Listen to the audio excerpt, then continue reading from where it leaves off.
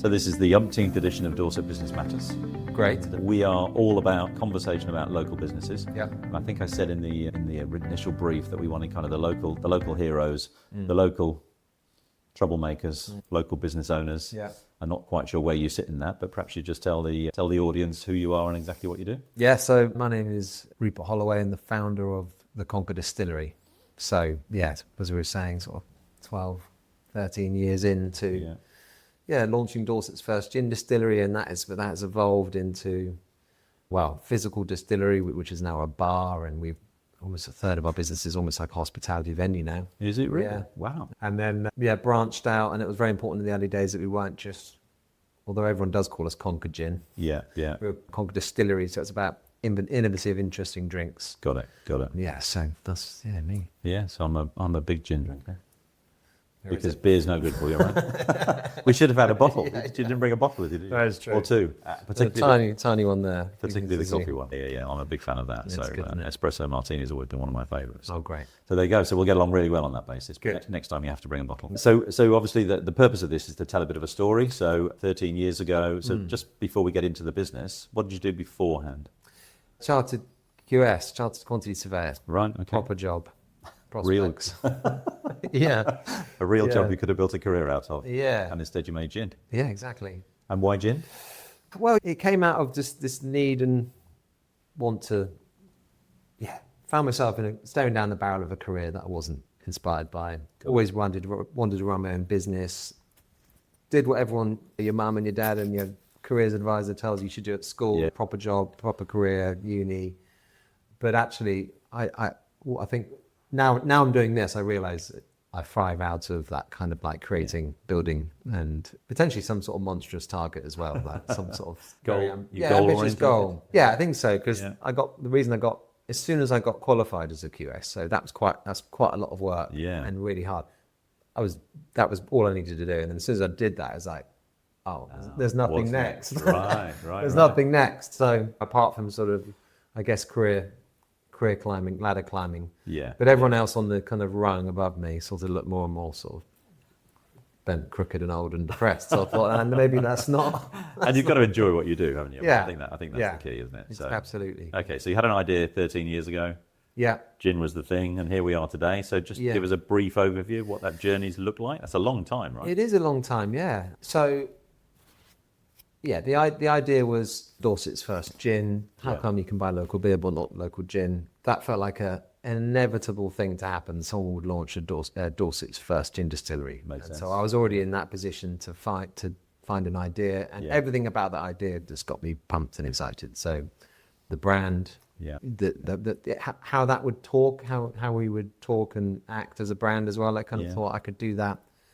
And then because I was a surveyor, the physicality, the bricks and mortar of that distillery as well, thought, I think I could do that as well. So it just fit.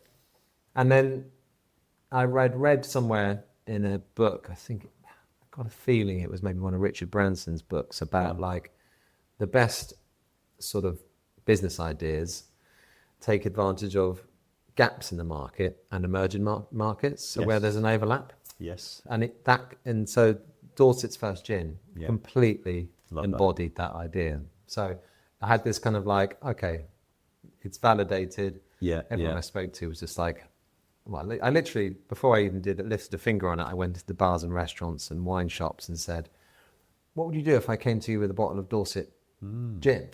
And they were like, give it to me. Where is it? Like patting me down. And I said, right, well, I'm just going to go home, Google, how do you make gin? Yeah. I'll be back in a year.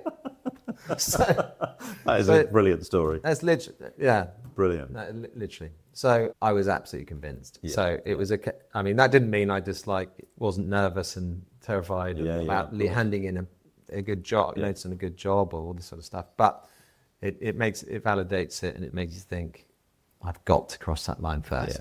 Yeah. And that goal then was to create a brand, I guess, that was Dorset based. Yeah, and that was the sole thinking. So although now we have a product, the Conker Coffee Liqueur, which we've actually carved out of Dorset, and we've carved out of the gin aesthetic and story, because that's a global opportunity about coffee moments. Yeah, it's not about small batch the Jurassic Coast, handcrafted botanicals. Okay. It's a totally different story. So, but we did start with that. So it Yeah, was all about, made in Dorset and something around what we coin as genuine craft. And that is, we do what we say we do. So in a kind of industry of sort of smoke and mirrors and brands that are skin deep, we would, if basically I was like, if someone keeps looking and scratches and goes to our website and turns up on our door, they would find out we do what we say we do. Right. Because that has legs and that will last forever, rather than a brand that is just a white label product. Yeah, I worked with a distillery up in Hertfordshire for a while, and there were many that were not labelled as being local to a local town. That was never made in a local town. It was just a label on the box. And like there's local products to us that have done and do that. And I just quietly roll my eyes. Quite. Right, so brand's important, obviously. Yeah. So just we talked about books earlier on before we came out, talking about Jim Collins' Good to Great. There's another great book called Blue Ocean Strategy. Okay. You've not come across that one because what you're describing, particularly with the coffee liqueur, is a blue ocean strategy. Okay, so nice. Red Ocean is something that everybody else is already doing. Blue Ocean is changing the dynamic and doing something different. Nice. So That's another really good book recommendation. You'll have 10 of these before you leave today. Good, all right. Okay. But Blue Ocean is a great book. Okay.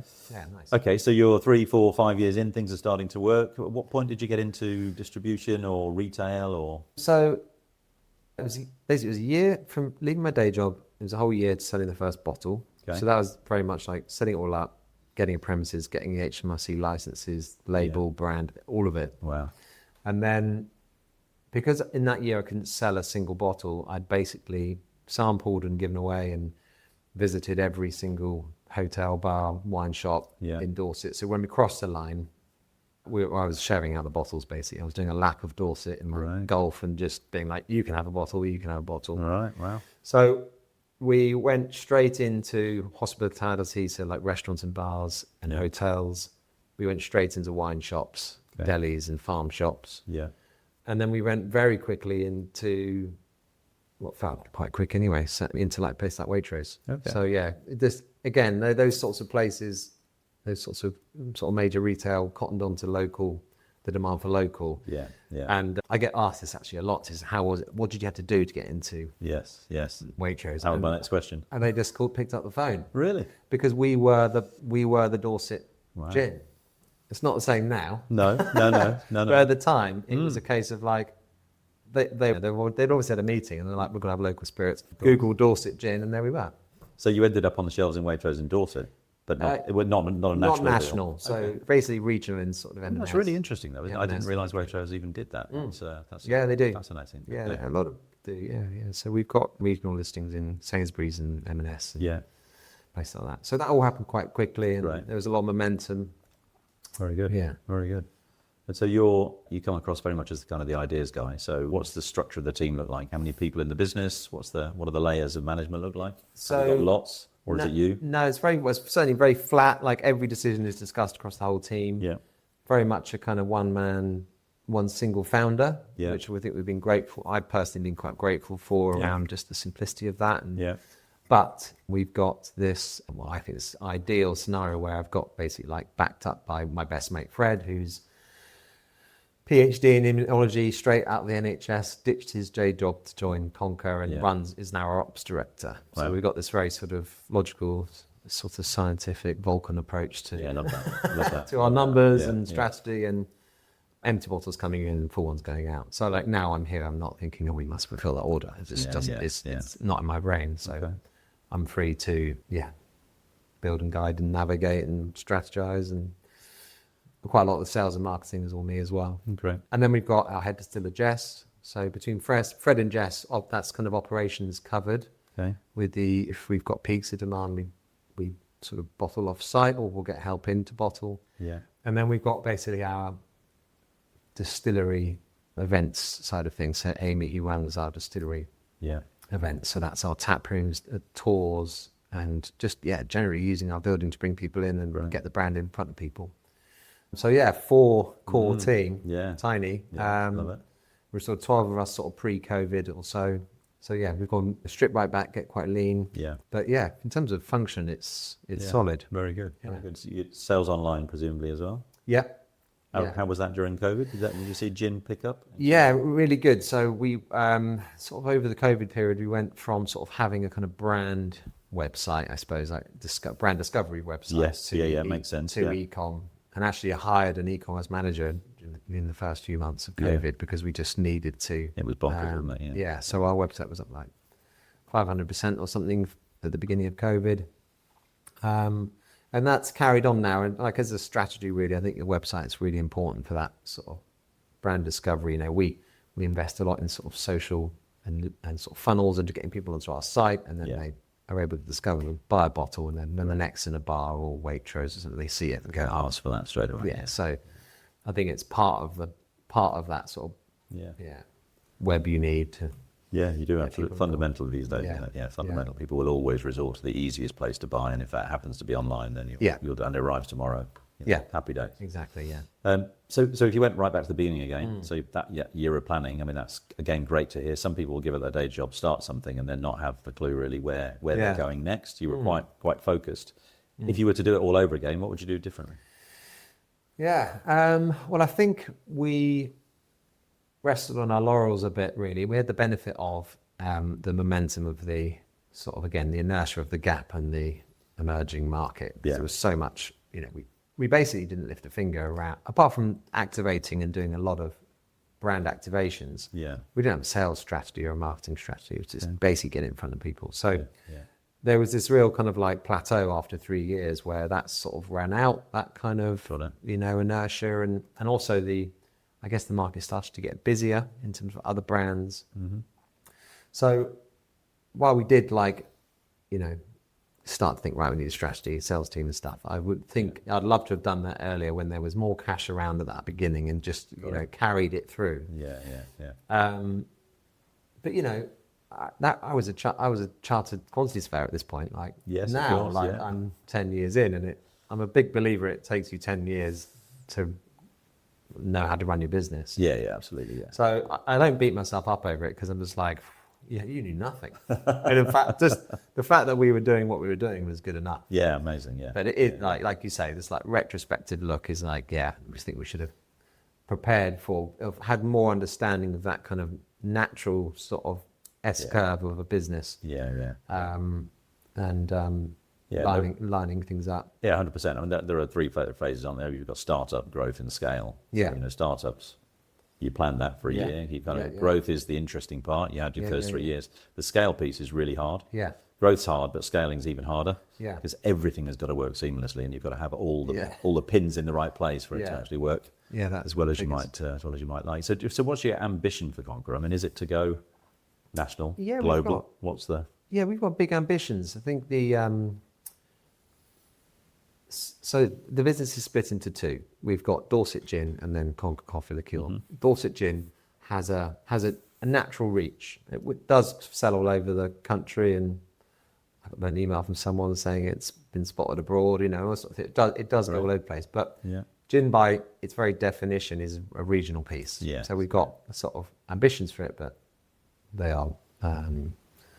What would the word be? Yeah. It's not finite, but it is kind of restricted in some ways, given its locality. There are gins who manage to do national stuff, but we're not ringing up the phone to the Waitrose bar every day saying we want to go national with our gin, because we know that's daft, unless things are going really mad.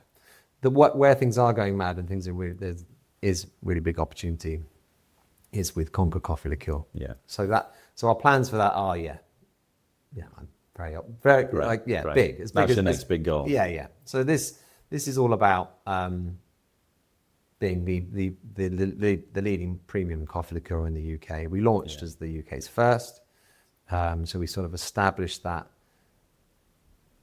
basically serving the coffee drinker. So the same person who goes into a bar and orders a flat white coffee from single origin specialty coffee farms. Yes. Are the same people who enjoy coffee cocktails, and yet they have to have coffee flavored, sickly sweet coffee imitation. Agreed. So it's about bringing that barista experience to the cocktail. So it feels like a really timely opportunity because it's about the trends in specialty coffee, the trends in sort of premiumization of spirits. Yeah. And then, but also it's around that accessibility of the cocktail moment. So that espresso martini moment, people drinking at home.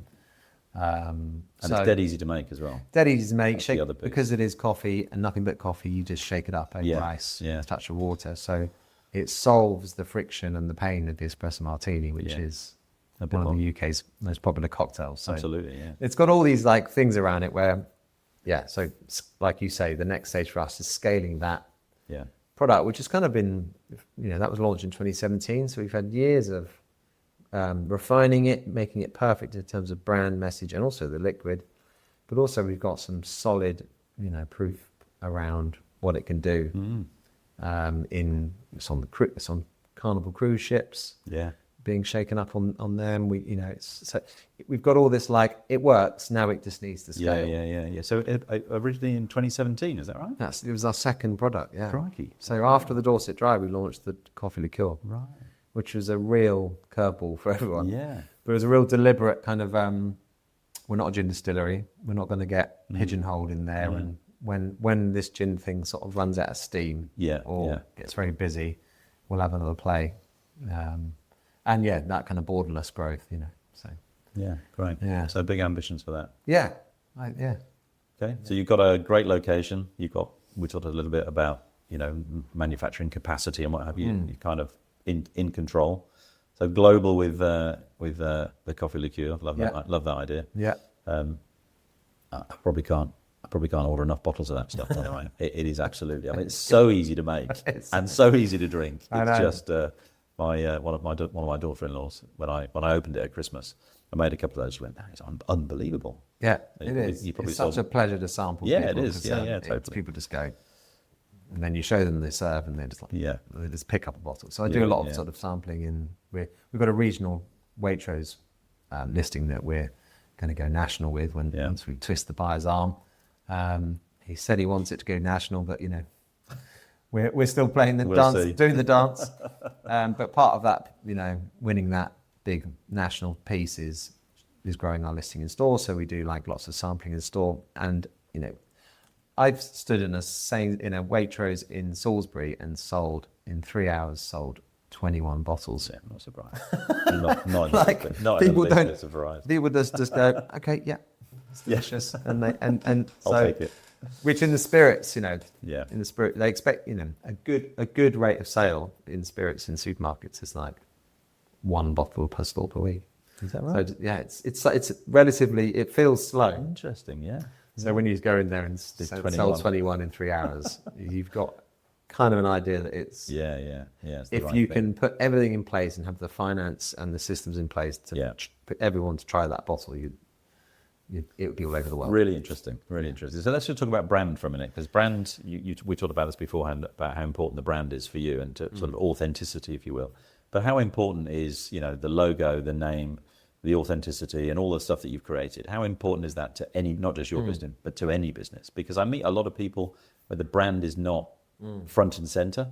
It's often the business owner that's front and center. The brand is kind of secondary. So just talk me through your kind of brand strategy. So it all comes back from another book. I don't know where I got this from, but a book that was basically said that if everyone, so take Coca-Cola, and if everyone in the world was to have amnesia, and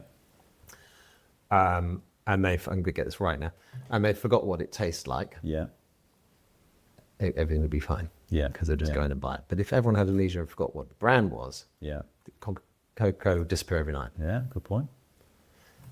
So all of our value is in our brand. It's entirely where it is. Right. So if that brand reputation, brand distribution, and the reach and just the pure awareness and what the brand means to people is what I've been building up over the last 12 years. Obviously, you've got to back that up with the liquid and because that's where the reputation is. Of course, yeah. And then you've got to back up with the business and all the operations to deliver on the physical bottle. So it always had like this absolute paramount top of the the list. Yeah. So that meant that aesthetically, in terms of how the bottle's presented, it needs to be sort of, it's all about the details for me, and of course, beautiful packaging. So it can sit in the Ivy, and it can sit in Waitrose, and it can sit in a farm shop. Yeah. It can sit, it can sit everywhere. Whereas you see a lot of sort of spirits, and you just think, okay, that's great for that, but I can't see that in it, here. Yeah. So it's that broad, sort of accessible premium kind of thing. Yeah, very good.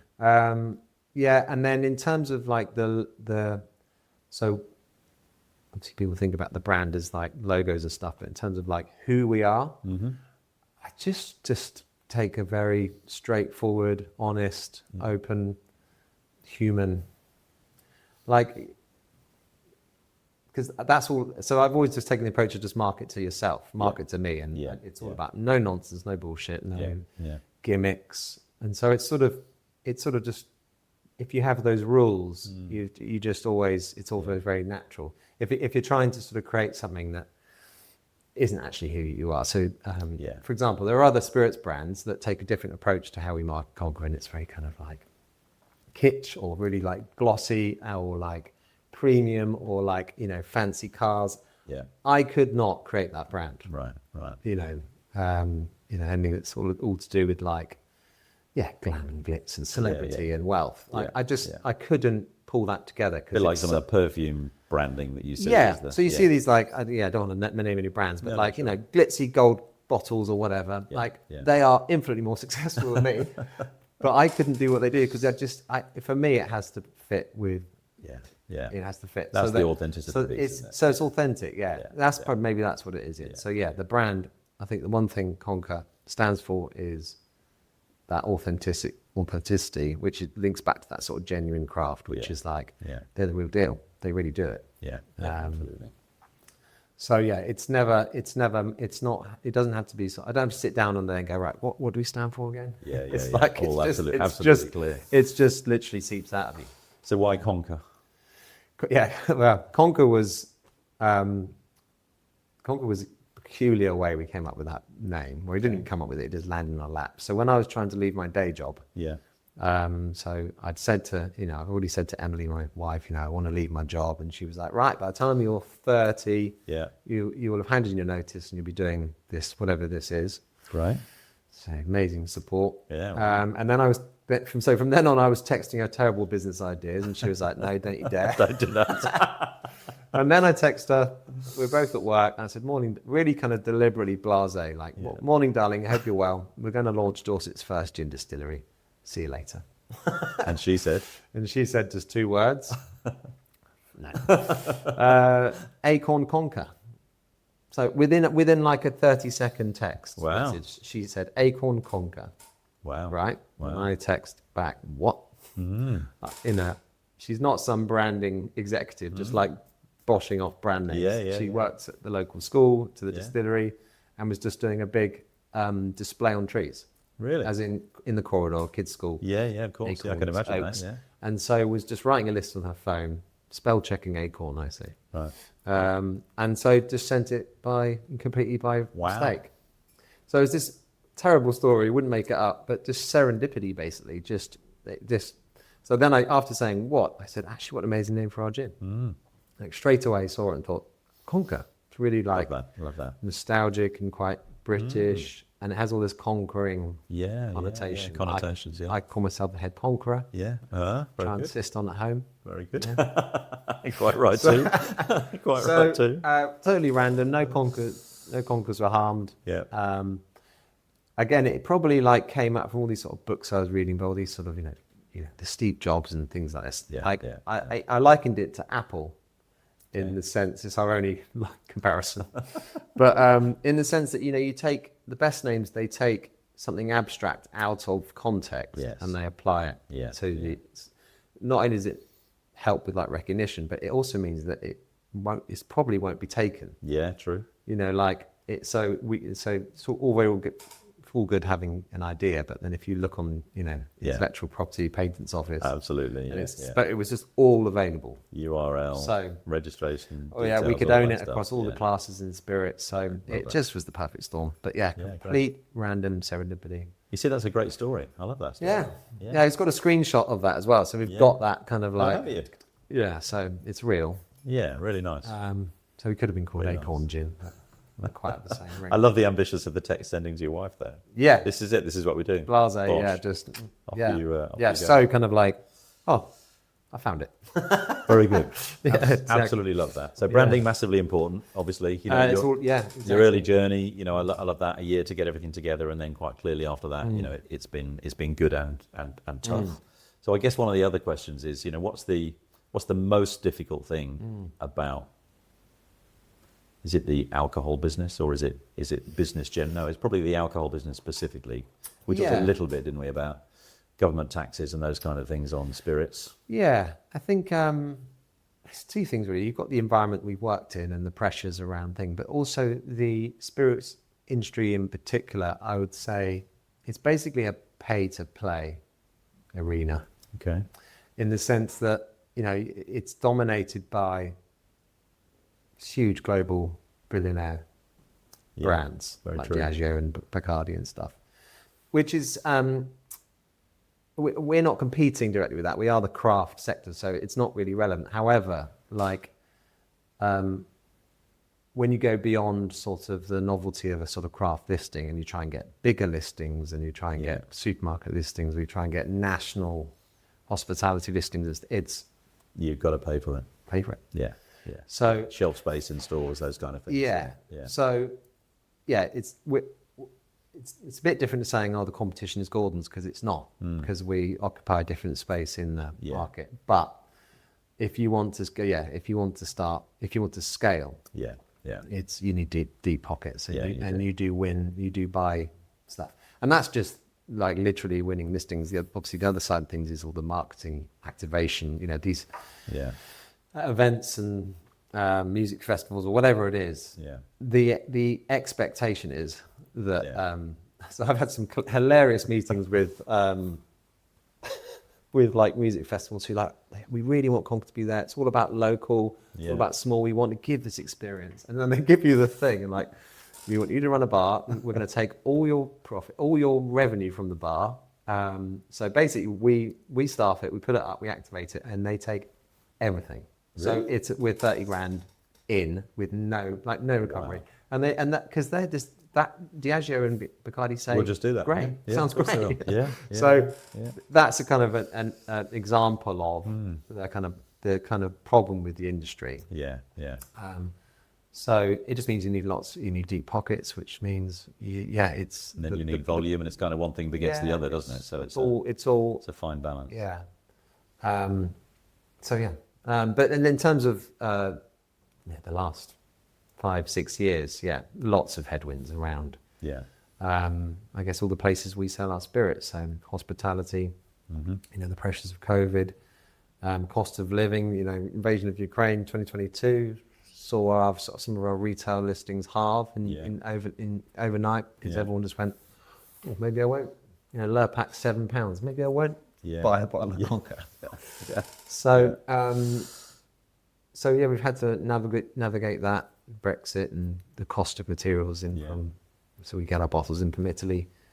You know, the cost just to get just the shipping costs for a pallet is ridiculous. So 500 times. So the second half of your journey has actually been probably more challenging than the first time, really, in terms of headwinds. Absolutely, yeah.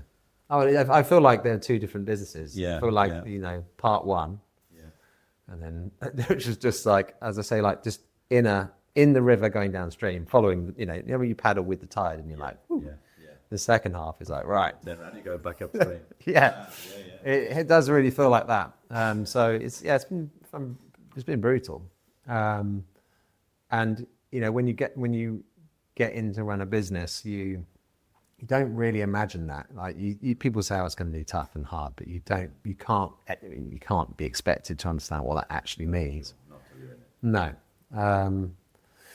So it's just looking forward to positive wins, basically. I know we've got a war going on the other side of the world as well. It's absolutely mental. You couldn't write it, could you really? Not really. So we shall see. But yeah. So if you lost it all tomorrow, for whatever reason, then you have to start it all over again, would you? Yeah. No, I wouldn't. Not the same business. No. And that's not because I don't believe in it, but I just don't think I started the distillery when there was that river was running in the right direction, and also just that. So if you go back to what I was saying, perfect segue back, gaps emerging. Yeah. They don't exist anymore. Yeah. I mean, there is emerging. Obviously, we've got the coffee liqueur, which is actually interestingly that is a gap in an emerging market. Yeah, agreed. So I might start a coffee liqueur brand, but very specifically. So yeah, that is something I might do. But no, I don't. I think it would be. So I get people emailing me now saying, "Oh, I'm launching a gin brand. You know, can I grab a coffee?" Yeah. And I just feel like saying, "Don't do it. Pile your money up in the corner of the room and set fire to it." Because unless you've got literally millions, you'll sell to your local bars and potentially local wine shops and stuff. But your emails just won't get answered because this just moved on. So. Okay, so you wouldn't start a gin business? What would No. Well, obviously, I'd probably try and use what I've learned over the last 10 years. So whether I could get anyone to pay me to part with that knowledge and experience is another thing. But I think you do. You are sort of standing on this sort of mountain of knowledge and value that it's tempting to look at the other sort of peaks and be like, oh, what's going on over there? So I'd probably try and capitalize on what I've learned perhaps in the industry or around. I do really enjoy that kind of mentoring sort of chat around startups. So I often sort of fantasize like if there's the other side of Conker, I would sort of do that sort of non-exec sort of stuff, because I think that having involvement, being involved with the journey without actually bleeding and crying at night. Not that I do that, but you know what I mean. Without actually the realities of running it. So it's like being the conductor rather than the So what's a terrible question is, do you have any regrets? No regrets. I certainly don't regret doing Conker. As I say, I don't. There are things I would like to have done differently, and I don't beat myself up because we did a great job, given that we had no idea what we were doing. I think staying in your lane, like we spent money and got distracted on other products, even different categories. So I think it's about like really listen to your business, what's working, and it will tell you where to invest your time. I think it's tricky because I get asked on a very regular basis, what's next? And then you're like, oh, what is next? And actually, what's next is just more people in front of the products you've already got. Like that is, it's so tempting to be like, well, I've sold, I'm selling 1,000 bottles of this a month. Brilliant. Right, I need another product that sells 1,000 bottles a month. Whereas actually, you just need to put that in front of more people. So we've definitely got distracted with what's next and stepping out of your lane. So I would say, That's good advice. So unless you can come up with the blue ocean. Well, that's still, I suppose it's a different lane to gin, but it's still bottled premium spirits. So, I mean, we looked at tonic and we looked at kind of like cocktails, like subscription through the post stuff. So supporting what we were doing, and like the idea was that we'd do a cocktail club through the post, because it would sort of reinforce us as, I guess, like, people in the craft cocktail creators and spirits and all that sort of thing, all links. But it's a different business model. It's a different thing. True. So, definitely, your lane, you'll know when it's outside your lane. You'll just know. Absolutely. So there'll be a little nibble. Back to the blue ocean thing. Yeah. So the best example in the book, I think the easiest one to remember certainly is, IBM mainframes, business to business, business to business, business to business. Whatever it was, 78, Apple's first product appeared. Yeah. Sold to the consumer at home. And the entire market went crazy. Yeah. Suddenly, nobody wants these anymore. They want those. So that was a blue ocean strategy. Totally different. So same thing in a different package to a different audience. And that's kind of what I'm trying to do there with coffee, isn't it? So you should be selling in all coffee shops, shouldn't you, really? Yeah, coffee shops are a funny one because they like making their own coffee, and our product actually says you don't need to. So it's this strange little niche. But no, there's a really good book. I can't remember who the author is, but it's called No Bullshit Strategy. You heard of that one? Yeah. So that was a pretty game-changing book for me because it focusing really on the coffee liqueur, and basically it was like identified to me that basically the strategy we had for the coffee liqueur was what's termed as like a better than strategy, in the sense that all our unique value was the fact that it's specialty craft and sustainable and stuff. But whereas everyone's saying that, so all of our competitors are saying this is the best. We're going, it's the best. It's like, no, it's an arms race for who's the best. So that was about sort of finding this white space, so blue ocean white space. So we took our one ingredient. So rather than we flipped it so that the quality and the provenance of the product is a given, because it is. People sort of just say don't need to worry about that. That's got that covered. The sort of unique value proposition for the customer was the espresso martini serve, which basically removes the friction pain of the coffee machine. So we're basically occupying this white space between traditional coffee liqueur and ready to drink. So ready to drink cans of espresso martini, which serve a purpose because it means people, it's the convenience, and they can have it outside, potentially in the home or on a park bench or wherever. But there was always a sacrifice in that premium craft. You know, they don't carry the same warm, fuzzy feeling you get when you pick up a bottle of spirit. Agreed. So it's about that overlap between delivering modern sort of craft convenience from the RTD sector with the premium craft of the kind of bottled spirit. So that white space we're really digging into. And so there's no one else playing in that space, that's the thinking. Amazing. Yeah. Amazing. Yeah. So if you had one piece of advice to somebody watching this is about to start a business of any description, what would you tell them? No numbers, because they will kill you. Maybe or not. Yeah, I mean so that you're correct. I suppose would just be, you've had a lot of money coming in for the last 3 years. Didn't need to think about whether our P&L stuff, and then we had the wrong bookkeeper and sort of accountancy agency looking after us, so we didn't have any management accounts. Just when for the few years where we really needed them. Now we know our break even, we know the GP per product, but also by customer type. Yeah, we know where all the profits coming in. We know break even per month, etc. So if I knew that on day one, or at least at year 3, great advice, we would be. I can't emphasize enough how important a great accountant is. Yeah, right from the word. Yeah, it's terrifying because it's obviously it's a huge mountain of What I'm trying to say is you can keep it really simple. Yeah. Like, how many coffees do you need to sell to pay your rent? Yeah. As in, what's the GP on that? Not like, oh, it's £3 a coffee. It's like, well, it's actually that only, mate. 75p on a coffee. God, that's a lot. So it's as simple as that. And break it down, even if it's not your area of expertise. Just make it. Put it into some format and then really understand that, because that will guide every decision you do. Because even if you're scaling and you're profitable, cash flow will. Cash flow becomes the most important is when you are scaling. Yeah, you need to feed the beast as it grows. So but definitely bring that partner in, bring that sort of monthly sit down with your accountant, go through your P&L, even if it's 3 years, 4 lines. Doesn't matter. Doesn't matter. So have you ever taken advantage of external finance? You had no investors down to the business? We've had investors. Yeah. So we've had sort of people we know from this sort of thing.